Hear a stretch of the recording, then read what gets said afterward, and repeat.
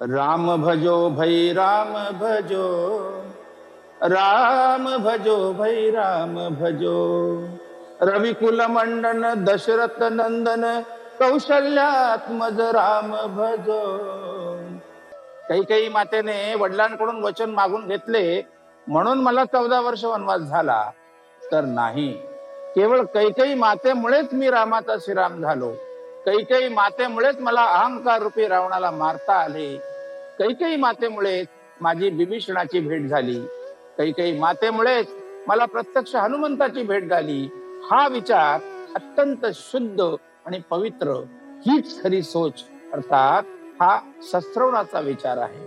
कारण संत परंपरा आणि श्री सद्गुरु परंपरा स्वतःकडे काहीच घेत नाही। क्रेडिट गोस टू समर्थ म्हणतात, श्री समर्थ कृपेची वचने तो हा दास बोलतो।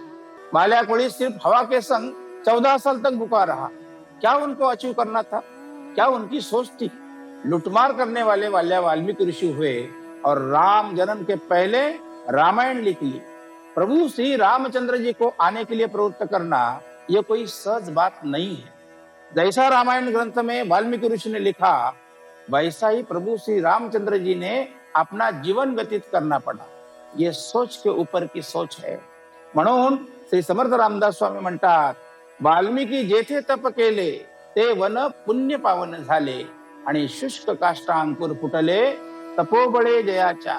त्या 14 वर्षाच्या तपश्चर्येमुळे वाल्मीकि ऋषींच्या देहावर वारुळ निर्माण झाले आणि त्याच वारुळावरून त्यांचे नाव वाल्मीकि ऋषी पडले। राम प्रभु जन दुरित निवारक, असुरा भंजन ऋषि मन तोषक।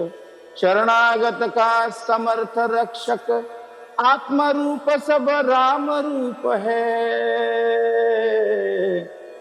आत्मरूप सब राम रूप है, अपने मन का द्वार सजो। राम भजो भाई राम भजो, राम भजो भाई राम भजो। अर्थ तिथ देवा,